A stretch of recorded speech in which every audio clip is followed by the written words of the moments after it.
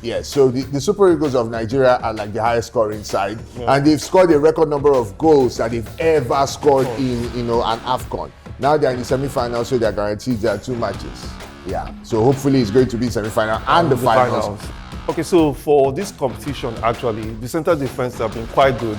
That's the combination of Simi Ajayi and Kawin Bassey. Kawin Bassey has been imperious this season, this particular tournament. Sometimes when he plays, I always think he should drop back, because once we drop deep down and the attackers do not press up front, it's going to give them that momentum to control the game.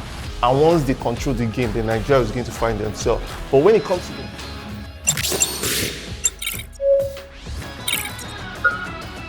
All right, ladies and gentlemen, welcome once again to Ginger Pod.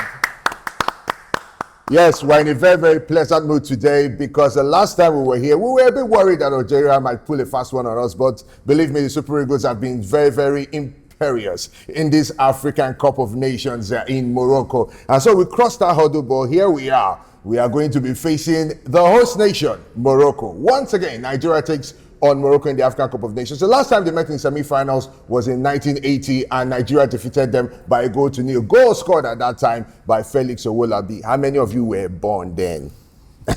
But now you know. And then we met again in Nigeria during the AFCON 2000s. And what happened? Julius Agawa and George Finidi were the goal scorers as Nigeria beat Morocco by 2-0. Well, Morocco has been unbeaten for a very long time now, and they've actually invested so much in football. They've played back-to-back Women African Cup of Nations, and what happened? Well, they lost in the finals, including the last one that our Super Falcons beat them. What's going to happen again now in Rabat?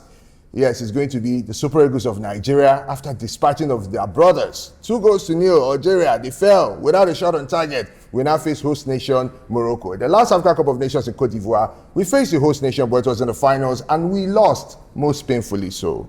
I could not sleep that night. That cannot happen to me again. Well, I must tell that Nigeria has played the host nation at the African Cup of Nations 10 times. We've won 3, drawn 3, and lost 4.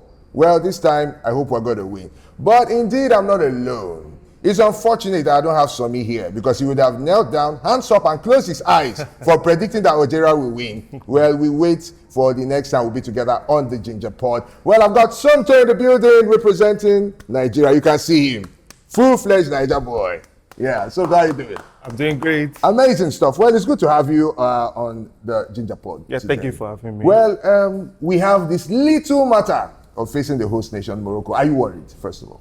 I'm actually worried, because with the stats that you just rolled out right now, out of 10 wins, out of 10 matches games, against 10 the matches host nation, against the host nation, won 3, lost 3, and lost drawn 3 4. and drawn 4. So I'm won 3, drawn 3, and lost 4. Yeah, so I'm kind of bothered. So I hope Nigeria brings their A game that day, and I hope that we triumph that day. But based on the fact that we're talking football statistics, you know that the last time we faced them in semi-finals, we beat them. Yes. Yes, although we're at home. It's been a very, very long time. Long time, yeah. But, well, football has a way of, this deja vu thing. Mm-hmm. So there's a chance that it happens again. Yes. And right now, we meet them in semi-finals, we beat them again. But let's look at one man who has been doing so well, Brahim Diaz. Yeah. So when Nigerians think about Morocco now, we're thinking about Brahim Diaz. Of course, the little genius, the little magician. He reminds everyone, including myself, of Diego Armando Maradona because, he's very petite. The gravity is in his favor, so he doesn't really fall. And when he goes down, the referees tend to give him, some preferential treatment. He's been a great guy, scoring goals, doing so well. Morocco has also conceded only 1 goal, throughout the tournament. But tell me, Brahim Diaz, when you look at the way our team is set up, he goes from the right. He gets passes from Achraf Hakimi. Now he's going to be facing Bruno Emechi. Yes. Going to be facing maybe Ademola Lookman's line, then to Bruno Emechi, who has been very good for us. But who do you think we can, looking at our team now, we hear that Wilfred Ndidi might not be in action. Yes. Looking at our team now, who do you think we can detail to slow down Brahim Diaz? Okay, so what I've seen with our team this tournament, they've been good defensively.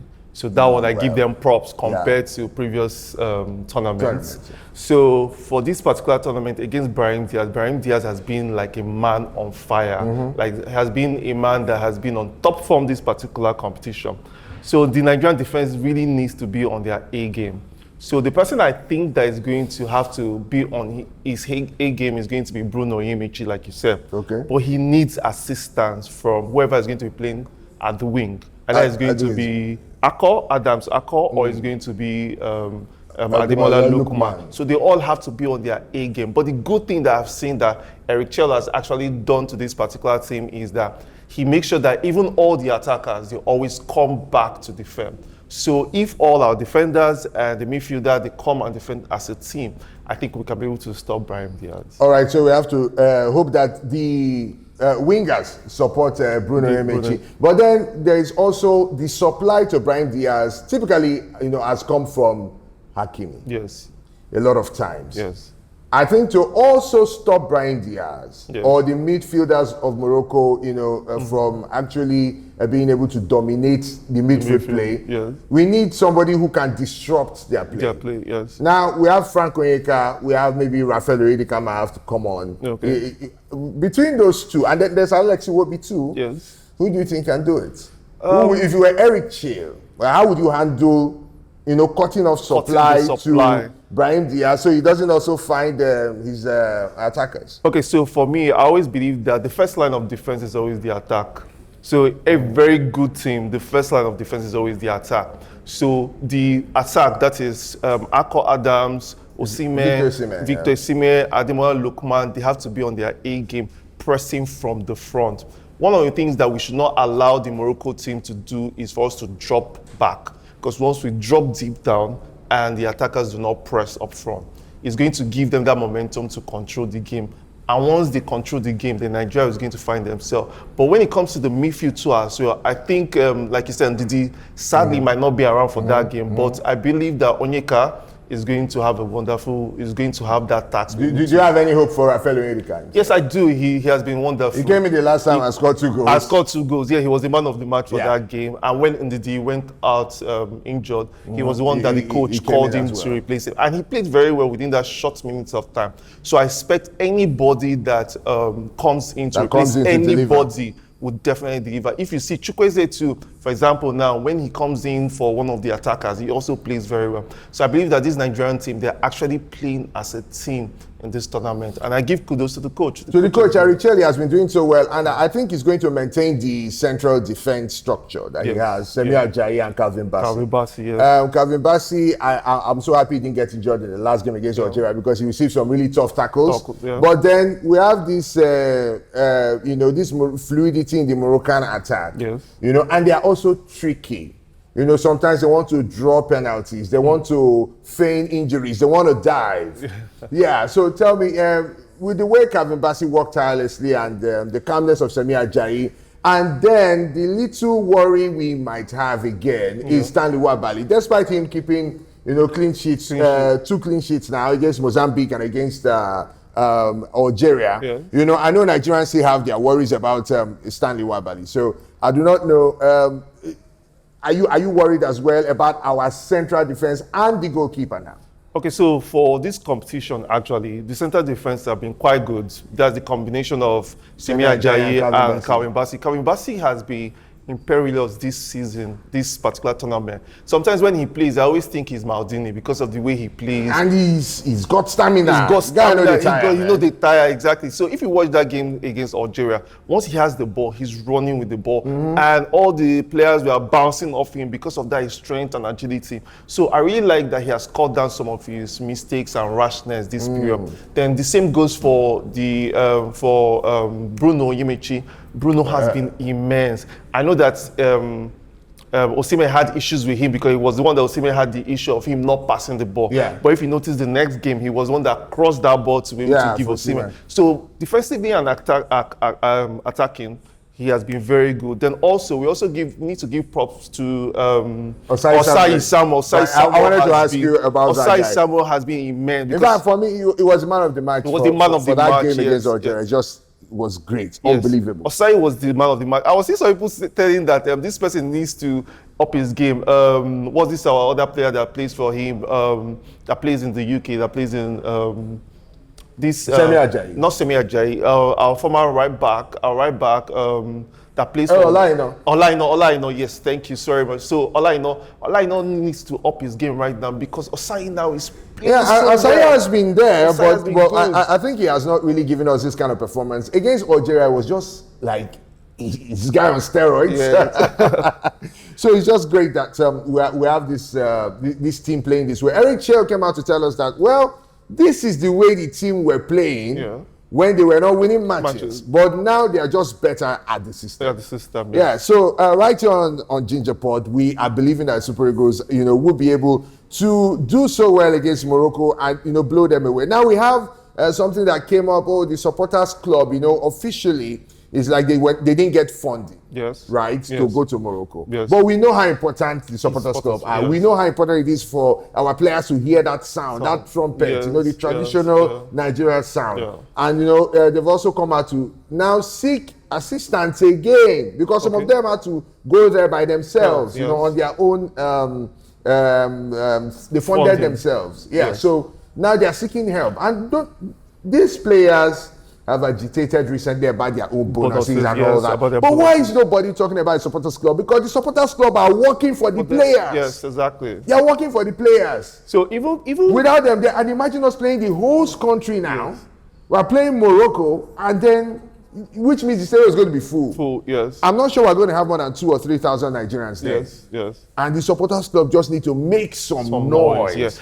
So don't you think these players can even, on their own tip, help out, or at least add the supporters club to their protest? Okay, so if you follow social media, if the NFF and the NSC do not know their importance. Yeah, so if you follow social media, you can see that the billionaire Rabiu said he was going to give them a certain amount, hundreds of thousands of dollars. $500,000 to beat Morocco. To beat Morocco, then goals, if you score goals, every goal to 50K for every game, $50K, right? $1 million. So, but what I could see was, online, most people were saying that, why are you funding these millionaires and billionaires?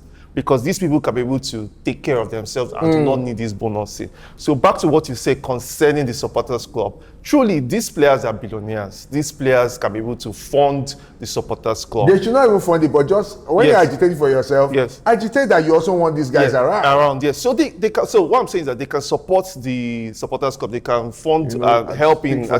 But the problem is the NFF itself. Those men in the glass house, they keep falling Nigerians' hand over and over and over again. How can every other country be able to have their supporters available officially, but Nigeria, our own supporters could not be able to make it, that they had to use their own money? It's terrible. It's terrible. So those are the kind of things that needs to be addressed. I understand that players can be able to do that, but I don't think it is the right thing for players to it's not like for players to do, but I just feel that probably they should also speak about it, because like they're working for you. You can say, okay, now you give us our bonuses. That's right, agitation. But also, we need our supporters club around. The match ground can't be quiet. Exactly. And you've seen some of them. You talk about how this guy come. Maybe the captain can always speak about that. Let's think of these guys. Because what do we really profit from supporting this? You are wearing this jersey, and I'm sure you bought it yourself. Yes, I bought it myself. Your emotions. Before I came on air, we talked about, man, these guys have to actually win. Yes. So that we can sleep well. So we're investing our emotions. Nobody's paying us anything. Yes, nobody is. But now you are there, and the billionaire is promising you money. And that's what it is. Once you get to this stage, money comes from different places. If they win it, their $30,000 bonus they were agitating for will be child's play. So that's why you don't need to protest so loudly once you've gotten the right promise. Sorry, also to add to the supporters club thing, right? Even if you are not present at the stadium or at the Mundial itself, the supporters club, when you are watching from the TV, the supporters club, with their noise that they make, makes you feel like you are know that there's a Nigerian presence. That is why they're so important. They're so important, yes. And the NFF really needs to take them. I saw something on social media. Someone was saying that left for him, if he was the president of NFF, he was once they bring out the budget, he will scrap it out. I'm like, no, you don't do that.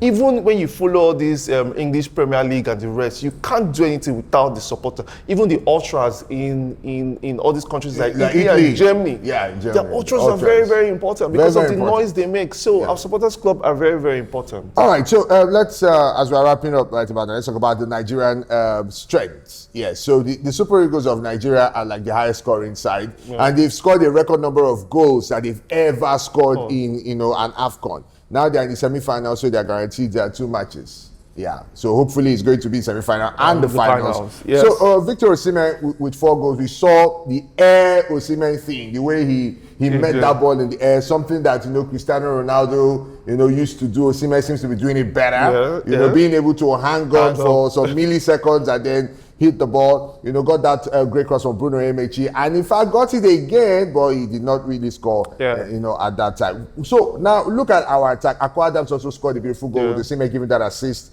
You know, everything seems to be going where the boys are playing, like making teams that qualify for the World Cup look silly. And now the thing they really pay us say we don't qualify for the World Cup. Now, because with the way we are playing, I'm just hoping that maybe that protest we have with FIFA against the Congo players can work out now, because Africa, this is your best team, this is your best chance. Super Eagles are your best team for the World Cup. Find a way to find the guilty people guilty. And let us because the next World Cup is 4 years from now. It's 4 years from now, and this thing will not be. Some players that have retired, surely. Exactly. So let's look at Osimhen. Do you see him scoring a game? Who do you think should be the X factor? Who are you? What do you think if you were Eric Chale?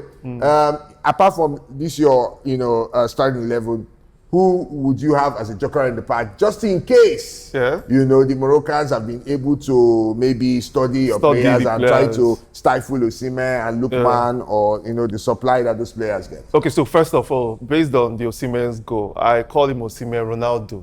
That his leap was just amazing insane. stuff. It was amazing. So another thing from the attack that I really loved, the person that I really loved, to me, yes, Iwobi has been one of the standouts. Oh, that pass was divine. Satellite pass. Pinpoint. Iwobi Dinho, you understand? Oh, Iwobi what? Iwobi Dinho. Iwobi Dinho. Iwobi Dinho, you have read it now on Ginger Pod. You have given you a new name. Iwobi Dinho.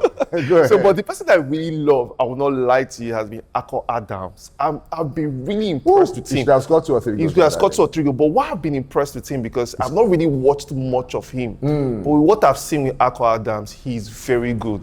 If you compare him to the people that have, you know, been there, like that for Boniface, example, yes, he's a different class. He's a different class. Umar, yes, he's a different class. See the goal the first goal that Osimhen scored. He was the one that did the whole dribbling. They now passed it to. And he's very different from Osimhen. And look at his calmness in front of goal. When he got that pass, he was able to cut off Lucas Zidane. Even though he missed those chances. But they were close. They were not wild. They were not wild misses. That one, the other one, he's side-footed. That one was a millimeter above the bar. So Akwa has been, to me, is an X factor, because most of them would have seen, even if their data analytics is doing data based on players, they've seen a lot from Osimhen and Ademola Lookman. But Akwa is someone that is an X factor. Do you think he's unmarkable the way he plays? You might not really see him there and suddenly. He's very aggressive. And because he's also kind of dynamic. So he can go from the wings. He's got some skill. He's got vision. Yes. You know. Then also, if you look at his character too as well, his mom was very sick, right? His mom was very sick. He had to leave the camp. He took an excuse to leave the camp to see his mom. Yeah. In my mind, I was like, God, please, he'll be distracted. And but I needed Akwa to play. But he came back and scored. And gave a salute to Mulumba. And gave a salute to Mulumba. That was the most interesting, because when I saw that, the video of what the Moroccan guys, the Algerian guys did, I was expecting a Nigerian player. So when I saw Akwa did that, my respect for him went off the roof. All right, so what's your prediction as we're wrapping up now? I don't want to be a pessimistic person, but for me, I see Nigeria to win it 2-1. Nigeria to win 2-1, and we say amen to that. So, ladies and gentlemen, it's been Assumpto right here with me on Ginger Pod today. My name is Clive Sugar George, and I'll be with you very, very soon. Hopefully, when we're in the finals of this AFCON. Amen. Yes. Be of good cheer. Ginger got you.